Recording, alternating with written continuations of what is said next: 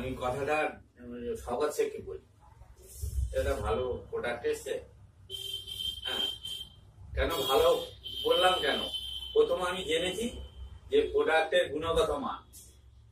অভিজ্ঞতা নিশ্চয়ই আল্লাহ দিয়েছে, তা সেই গুণগত মান দেখে আমি স্বাগত শেখকে বলি। তা স্বাগত শেখ আমার যেহেতু সিনিয়র, যে কোনো কাজ করি ওনাকে বলি। তা স্বাগত শেখকে প্রথম জয়েনিং করাই এবং স্বাগত শেখের হাতে আমি জয়েনিং করি। এবার প্রোডাক্টটা খাওয়া শুরু করি। প্রোডাক্টটা একটা সাইড এফেক্ট আছে বিরাট। সাইড এফেক্ট হলো কি, আমি সুগারের জন্য খাওয়া শুরু করি। আমার ক্রক্সিস ছিল, ডাক্তার বলেছিল যে তোমার গদিতে শোয়া যাবে না, বাইক চালানো যাবে না, নিষেধ করে দিয়েছিল। আর এমনি হাই প্রেশারের জন্য মানে খুব চিন্তা ভাবনা করে চলতে হতো। সুগারের জন্য ওষুধটা খাই, আর ওর সঙ্গে ক্রক্সিসটা আল্লাহর রহমতে আউট হয়ে গেছে। আজ ক বছর, আর 1 বছর মতো।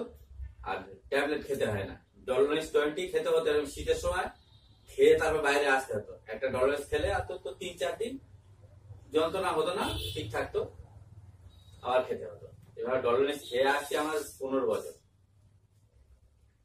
সেটা আউট হয়ে গেছে। আর প্রোডাক্ট সম্বন্ধে বলি, প্রোডাক্ট এমন একটা জিনিস যে আবিষ্কার করেছে করেন ভেড়া, ওনার কি বলবো, ওনাকে ধন্যবাদ দিয়েও আমার মিটবে না। কারণ আমি উপকার পেয়েছি, আমি প্রকাশ করছি। সবচেয়ে বড় কথা, প্রোডাক্ট যাই হোক, আল্লাহ যদি রোগ না সারায়, রোগ সারবে না। যদি টাকা বা ওষুধে যদি রোগ সারতো, তাহলে আমাদের সেকেন্ড মাস্টারটা পড়ে থাকতো না। আল্লাহ যদি সহায় হয়, ওষুধে কাজ করবে, যেমন করেছে জলিলে। তা প্রত্যেকেই বলছি, আমি অনুরোধ